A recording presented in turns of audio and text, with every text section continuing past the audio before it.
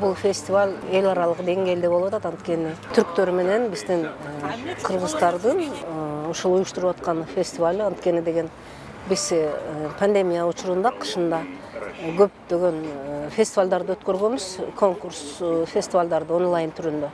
Ошол себептен ошол жеңүүчүлөрдү биз ушул жерге Ноореки эгемендүүлүктүн 30 жылдыгына карата арнап дипломдорун тапшырып, бере турган сыйлыктарын тапшырып, уюштуруп беребиз дегенбиз. Азыр ошону аткарып атабыз.